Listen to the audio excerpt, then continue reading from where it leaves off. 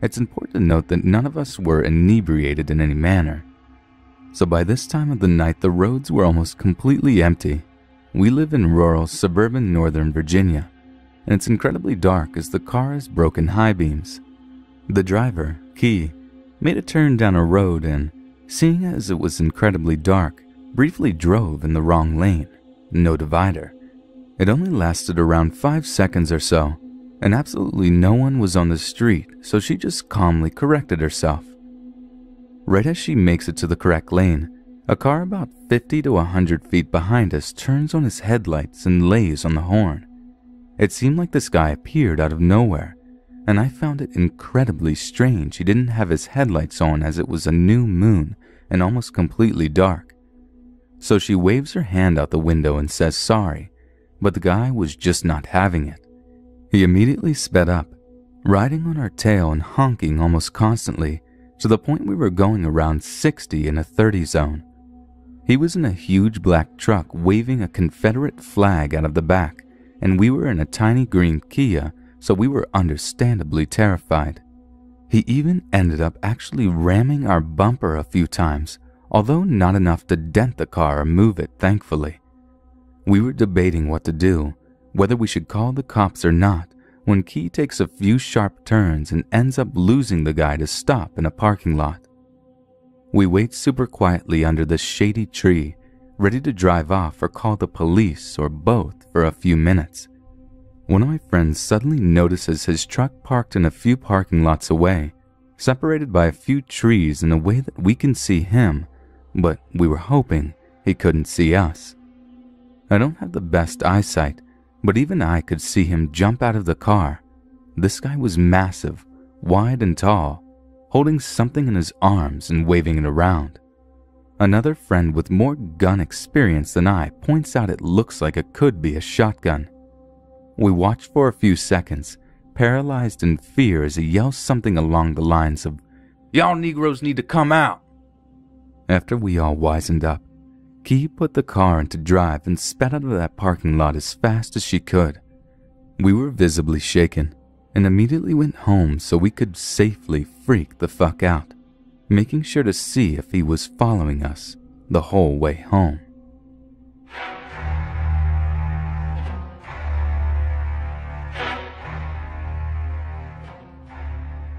At 14, I moved in with my estranged father in a rural town in the USA. I found myself, a former city kid, living in a farmhouse on a plot of land that was a half a mile from the main road, surrounded by acres of forest on all sides. It was lonely and isolated. A few handymen who I assumed were buddies of my father's or something were working on various projects around the property. One guy named Dan was being paid a few $100s to dig a very large hole for some kind of plumbing issue behind the house. One evening while my father was away on a business trip to the city, Dan rolled up in his truck. That's a bit odd, but he probably made a scheduling error. I met him at the door to tell him that my dad wasn't home and to try back tomorrow. My father had a very strict rule that guys who worked on the property had to call him first before coming around. They were never supposed to show up unannounced. When I told him my father wasn't home, I was sure he would leave immediately. Instead, the expression on his face changed. Suddenly he perked up and smiled. He had very dark brown eyes that were set close together, and he stared with purpose. In hindsight, I'd say his stare was predatory. Also looking back, I'm fairly embarrassed by how naive and silly my answers to his questions were. I guess at 14 I was still trying hard to fit in and was excessively polite. There was a screen door between us, and he reached out and opened it so that he was holding the door in one hand while he talked to me. He started asking how I liked living in the area, and then he asked how I liked high school. I politely told him that everything was going well so far. "Are you going to the prom?" he asked. I had noticed around this time why his smile and dark stare was starting to bother me. There was something very deliberate, almost practiced about his questions, as if they were just all part of some memorized script. The wide smirk on his face never went away. "I'm sure someone has asked you to the prom," he said. I don't think so. I'm just a sophomore. But I'm allowed to go if I go with an older student, I told him. I bet you have lots of boyfriends, right? No, I just moved here. He didn't pick up the obvious social cues I was sending him to leave me alone. I felt that sickness in my stomach, the nauseating and overwhelming sensation of terror. Despite keeping my cool, my mind began to spin crazy theories at me. What would I do if he planned on raping me? I was so far away from civilization, no one would hear me if I screamed at the top of my lungs. My mind raced through all the angles, the possibilities, the skills I should employ in this situation. I can be your boyfriend, he said, still smirking, and again, I'd like to take you to prom. I laughed a bit. No thanks? He took a step closer, as if he was just about to step right over me and inside the house. What are you, about 16? He was now looking me over, and I mean looking me over. His eyes traced me up and down. It felt as if his gaze had left a slime trail across my body. Not yet. I'm turning 15, I answered, at this point hoping he'd go away when he found out how young I really was.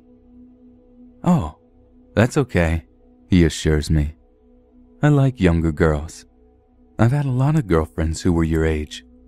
Are you sure you're not 16? You look really mature for your age. Yeah, I'm sure, I said, still laughing off his comments while feeling absolutely trapped. Look, I think you should go, because my dad could come home at any minute and, he hates when people show up unannounced, and he especially doesn't like visitors after he's been on the road all day. You know how pissed he gets about it. He shrugged. Oh, it's okay. I talked to him yesterday, told him I'd be coming by to finish up the job, and he said he'd be home a little late. We can wait for him together, talk some more. While he never said that he wanted me to invite him in the house, everything about his body language and gaze indicated that he expected me to ask him to step inside. He was practically leaning right through the door frame. There was no way I was going to let him in, even though looking back that wouldn't have really mattered. It didn't immediately hit me, what he had just said and what it implied. He said that he had talked to my father and known he wouldn't be home until late. So what the fuck was he doing here? He went on more about how he would take me to the prom and how he would pay for it and treat me nice. What a nice girl I was, how beautiful young girls like me are at this age. And there was no lock on that screen door, and the wooden door was warped and had a clunky lock that took a while and a bit of a shoving to engage, so I just stood there and listened to this pervert. He presses again. Do you want a boyfriend? No. Look, I don't date guys who are older, just high school boys. It would be really weird if someone your age went to the prom. I should explain, he looked about 45. You shouldn't say that, he smiles. Age doesn't matter. I've been with lots of teenagers. Some girls are very experienced sexually before they're 16. You seem like you've already had a lot of experiences to me. You're one of those types who is a grown woman in a younger woman's body, right?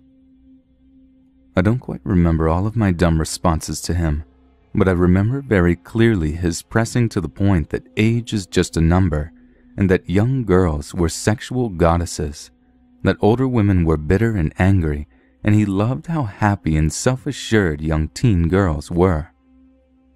I clearly remember he said, You don't have to decide whether you want to go to the prom with me right away.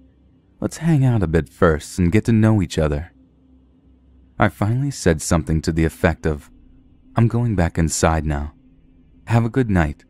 I'm probably going to call my dad to find out when he's coming home. There was no way that was possible. This was before cell phones were very common, and I had no idea where my father was at that moment. He took my hand and kissed it, right between my first and second knuckles. I wanted to vomit. He said, "Okay, I'll be going. I hope to see you soon, Princess." Princess. I withdrew inside the house, relieved he was going. I watched him walk down to his truck in the driveway, started up and back out of our driveway, so I didn't bother trying to lock the door. Instead, I went to my room on the second floor. My window looked out upon a small stretch of dirt road that led to the main road. The truck, a white pickup, exited the driveway but pulled over further back on the road. I could see the tail end of it. It remained parked there without the lights on. I was confused. He had pulled out, then pulled to the side of the dirt road beside some bushes. But from that second floor window, I could clearly see that he had gone no more than 50 feet from the driveway. The truck remained there for about 20 minutes. I liked to think that he wasn't trying to hide his truck from me, but I had been on the first floor. It would have appeared that he had driven away. When my father came home later that night, I told him about Dan's visit. My father wasn't outraged on my behalf, perhaps sort of bemused. He was more pissed about Dan being around the house at all. He said, "I fired him last week. He knows better than to be around here, and he should be calling first." So my father called up Dan and cursed him out for coming to the house when he had been specifically told not to return, threatening him with physical violence if he ever showed up on his property again. He added, "And don't talk to my daughter while she's here alone. You scared her." I learned later why my father had a rule about the guys who worked on the property and why they always had to call first before coming over. He was mainly worried that they'd rob him because the guys he'd hire were all ex-cons who charged a discounted under-the-table rate. Most of them, including Dan, were on parole for violent crimes and had very few job prospects elsewhere. Dan had recently been released from prison and my father didn't trust him. I don't know what his crimes were, but I can take a guess. I heard he returned to prison about a year later.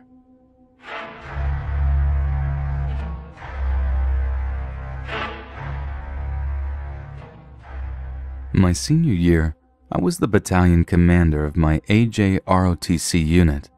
This means I pretty much knew every single cadet, whether I wanted to or not.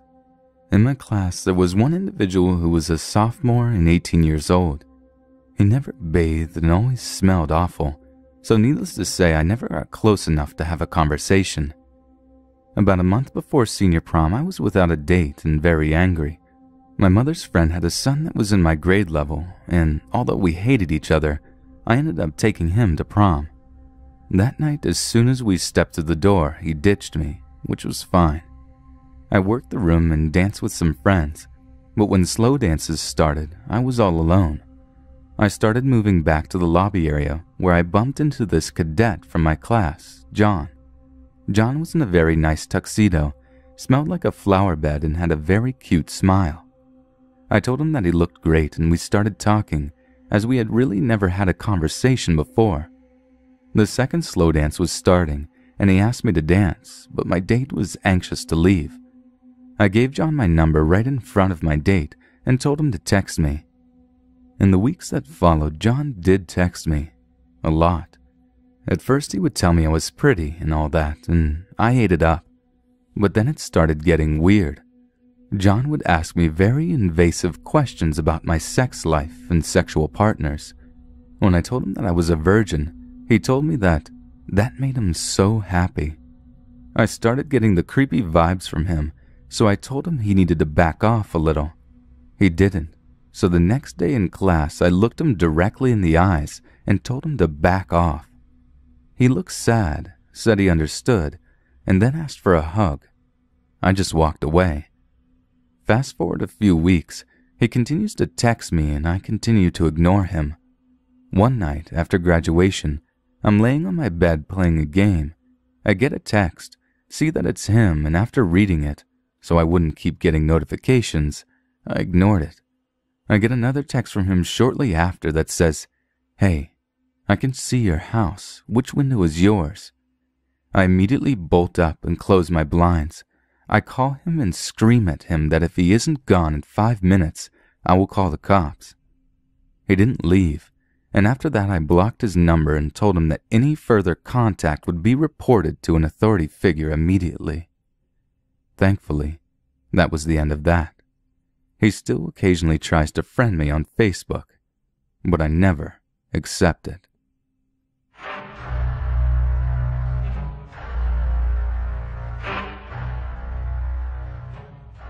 So in 2013, we had our annual prom night for the Leavers Day, which was a big thing for our school. The UK has now become a mini version of the USA. All was good. No drinking, but we were having a great time, and me and my 5 friends were looking forward to the free house and loved the idea of the freedom that night would bring after prom. We brought booze, played FIFA, and just had a good time up until around 2 a.m. At this point, I'm beginning to feel the effects of the alcohol, and as tradition, we would always go for a late night/early morning walk just to catch a breath of fresh air and explore creepy places. We always did this and nothing seemed odd, but this one time it didn't feel right. My good friend suggested we go for another famous walk, and everyone agreed except for me and my other good friend. We were the most drunk and felt like sleeping. But after being peer pressured into going, we hit the streets, laughing and being teens. Now where we lived was an ex-mining town that hit a huge recession during the time the mines were shut down. But when the economy crashed around 2008, many people became jobless, so it wasn't uncommon to see derelict houses and junkies wandering around the back alleys. For some reason though, it didn't feel right. I had this feeling that shit was going to hit the fan. We walked to the outskirts for around 10 minutes, and with it being summer, the air was humid yet slightly breezy. Me and my friend Mark were lagging behind, barely seeing straight when a black car drove past. Again, not uncommon as people work nights, except a bunch of clearly stoned, angry-looking men began screaming at us. We laughed and carried on, but they came back. So me being the confident, brainless idiot I was when under the influence, I flipped them off and shouted, "Fuck you," to which everyone laughed and followed suit. Next thing we were all swearing at them, trying to look cool, and looking back on it, we were giving them the reaction they clearly wanted. As the car continued down the road, I kid you not, the car did a full 80 handbrake skid and began racing towards us. We bricked it and hightailed it out of there into a council estate as we ducked behind some cars, discussing our plan of action. By this point, we were being circled when the car stops dead in front of the parked car we were behind.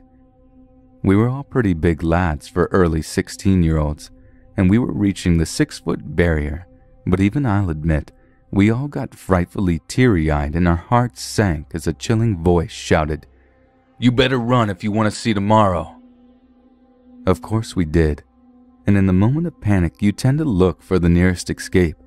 So I did and followed, running as fast as I could, still keeping pace, even though I'm so drunk I'm seeing double before managing to split up in different directions.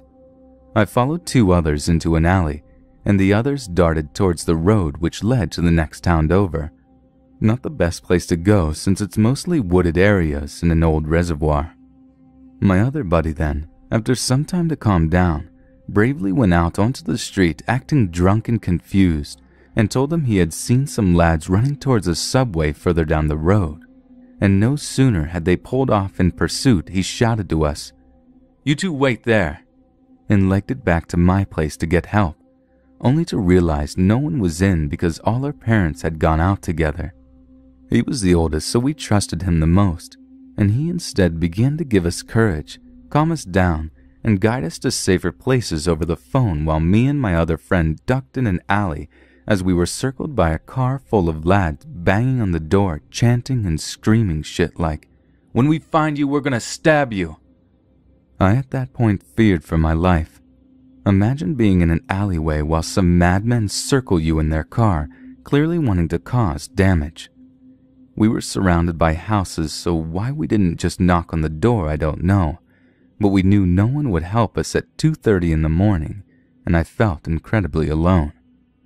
I began throwing up, and no sooner had I puked, my friend grabbed me and literally picked me up over his shoulder and dove into the bush behind us as we watched the car roll by slowly, the passenger hanging out the door with a knife clutched.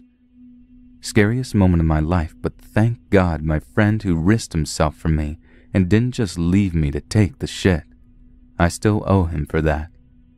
After meeting up with another friend across the street, we tracked ourselves like militants across the town until I received a phone call from my friend who we had lost.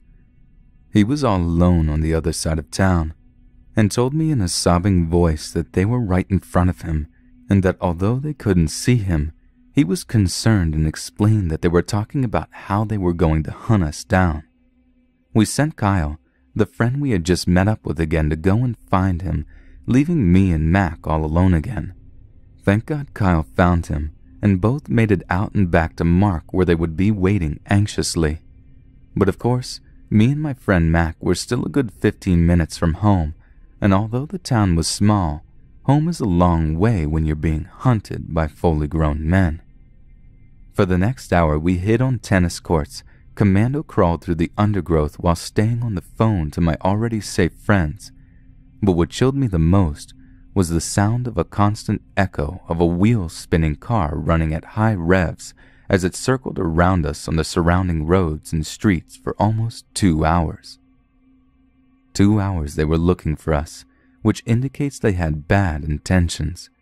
We ounced up our courage and ran as fast as we could home, and finally we made it there and were greeted by the rest of the gang who had calmly waited in the backyard, and as corny as it sounds, we all just hugged it out and breathed a sigh of relief as we made sense of what had just happened and how we could have died or been seriously injured.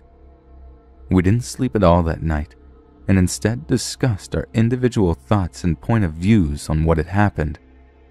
We still talk about it today, but a few days after the incident, it was evening and I was walking back with my friend Mark, the one who actually tricked them into going so that he could escape.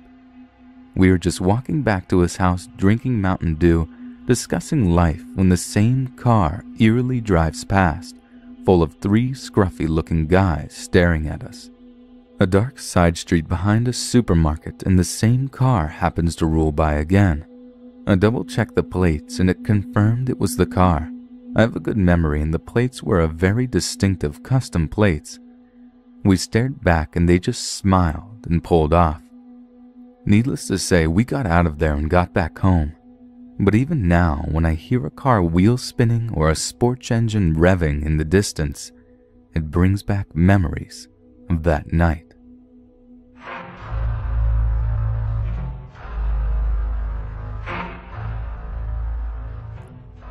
This goes back to 2002. I was a senior in high school and prom was right around the corner. I was single at the time, but kind of on off again with a gal. She asked if I'd like to take her to the prom, and I said, yeah, sure, why not? The week before, of course, she canceled. She wasn't going and didn't want to have to mess with it all. Whatever. Most of my friends except 2 were going, and one wasn't even from the same school district, in fact. Comes that day and I was kind of bummed out, even if not initially. So I meet up with these 2 guys, Dave and Jake, that evening. Jake somehow managed to get a 12-pack of Busch and a bottle of vodka despite being 18. The plan was to take Dave's car and go cruising, find a party to crash after the prom and get tore up. I didn't really drink heavily and still don't, but was feeling pretty shitty and didn't even care. We stopped by Dave's sister's house to get a CD, a Misfits CD. Jake and I wait in the car while Dave's rummaging through the house. While in the car shooting the shit, Jake gets a call on his phone from our buddy Mark from school. Apparently some guy or guys had been trying to put the moves on the gal he was taking to prom, and he stepped in to say something about it outside and took a punch to the eye. Now, Mark is a nice guy. He's pretty passive but looks like trouble. He wore a short mohawk and looked almost just like Heroin Bob from SLC Punk. This isn't the type of thing that usually goes on in his life. It was, however, in mine. I got into a lot of pretty stupid fights in high school. Apparently these guys, 3 of them told him if he wanted to talk about it further to meet them behind the school. So he's calling us, He doesn't want to look like a pussy in front of this girl and needs a hand. We got nothing better to do, so we make the decision for Dave before he has the chance to agree or object. Dave didn't seem to mind one way or another. We all kinda honestly thought if we showed up outnumbering them, they'd just back down anyway. So we get there, meet up with Mark, who's pacing around outside smoking a cigarette. Rather than waste time, we just agree to get this over with and go around behind the school. Unsurprisingly, given the events, it's crowded as hell even behind the school. People are standing around smoking, making out, puking, etc. Off to the left across the parking lot is a fairly narrow alley leading behind an office building and a church. Mark suggests they're probably there if they're still here at all. We agree and casually stroll into the alley. Mark's leading the way, all decked out for prom in a goddamn tuxedo even. Now to frame this part here even more accurately, this alley is narrow enough that all four of us can't stand shoulder to shoulder in it.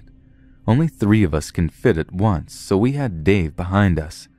Mark wastes no time and yells, "Hey assholes, I'm back," as we're entering the alley. He didn't need to though. There was no way in hell they wouldn't have noticed us coming in. It doesn't take long. There's no squaring up, no shit being flung, it just starts. A scuffle. It's dark in the alley with only the light from the parking lot behind us spilling in. It's a tight fit with even 3 people in here, and there are a total of 7 of us all together swinging at each other, cussing all the way, and a bottle breaks somewhere along the way that, at the time, I remember thinking one of them threw at us.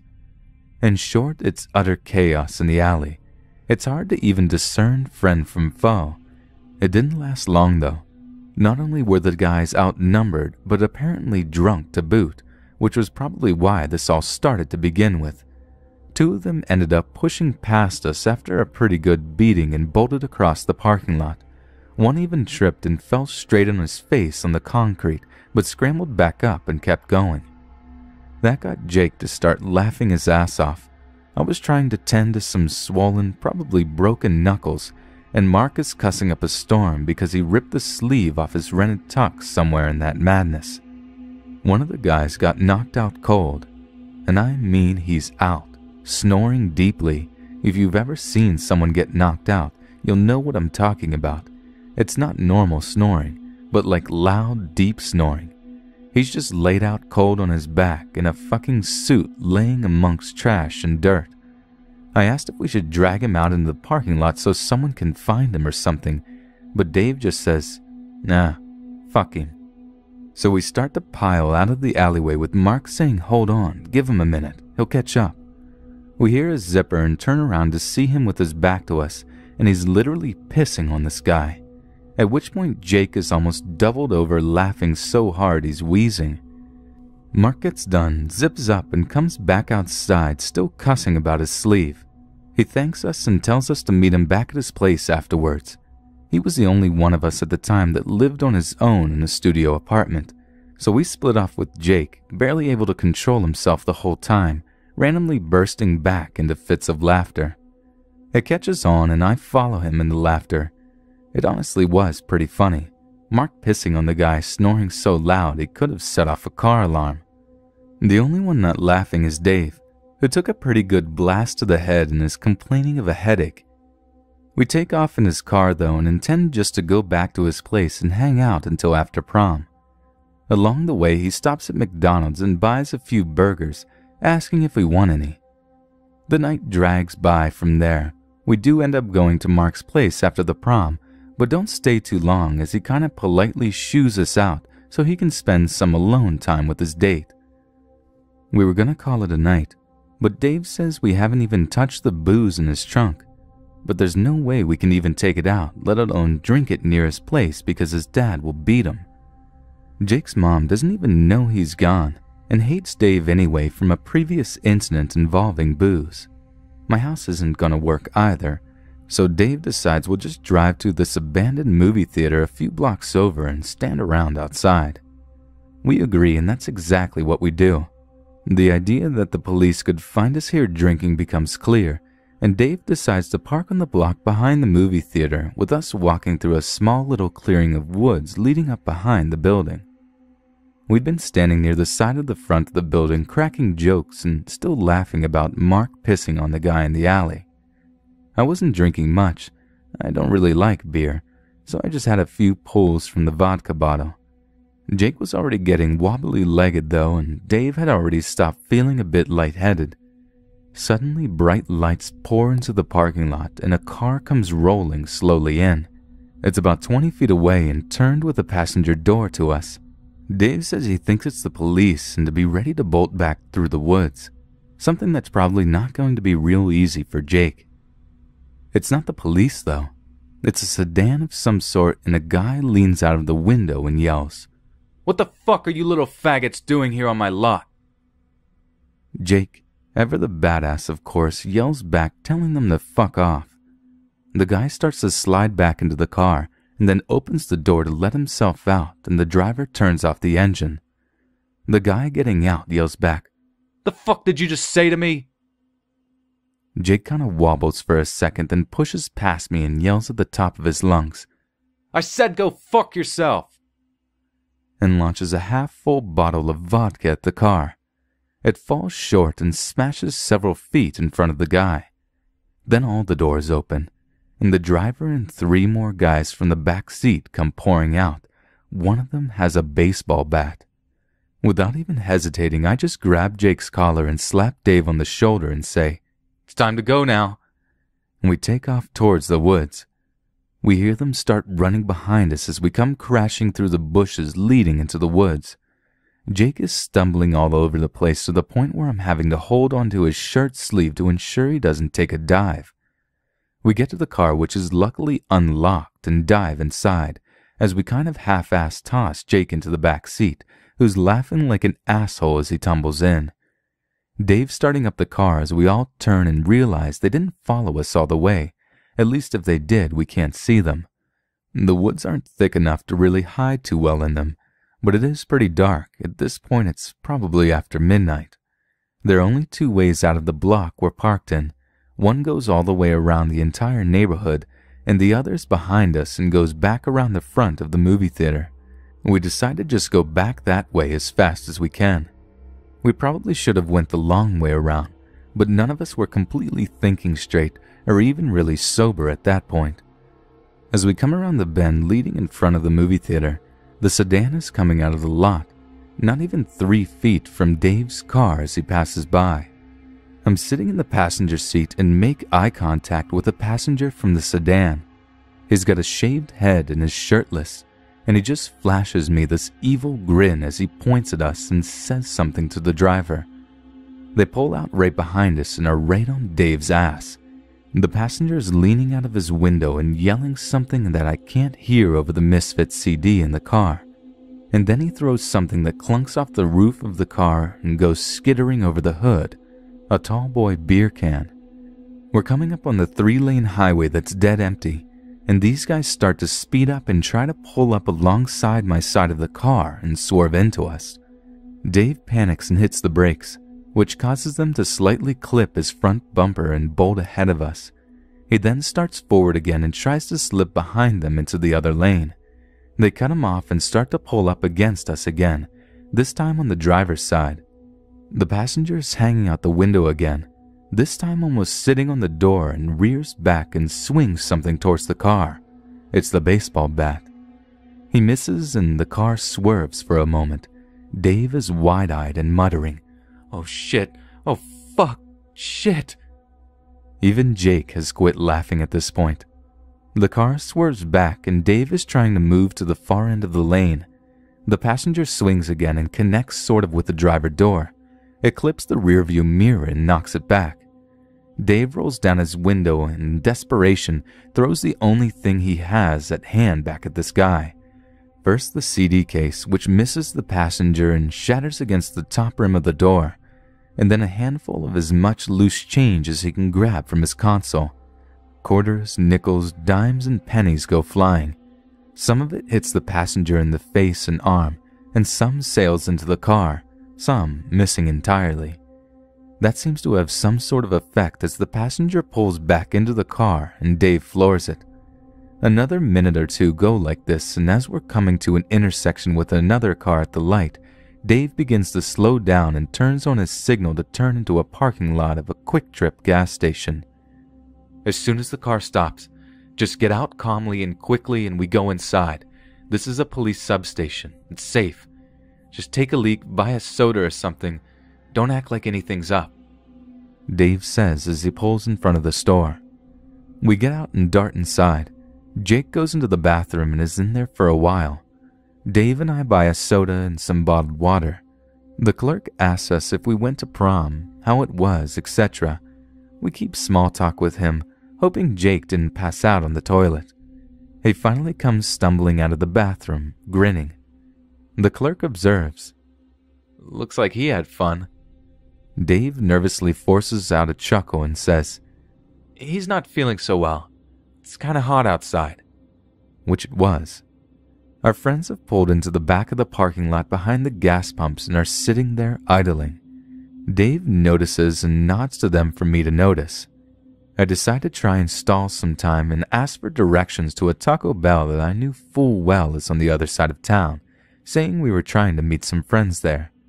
The clerk is thinking on that for a moment and starts to give pretty detailed directions there as we notice the sedan apparently give up after having sat there for a few moments. We wait for the guy to finish, thank him, and then pick up a pack of Wintermint gum that we forgot, just to make sure and pass another minute of time or so. After getting back into the car, Dave says he's going to drop me off and then sneak Jake in through his back door to sleep it off until the morning. And that's that. We luckily didn't run into the crazy guys in the sedan again.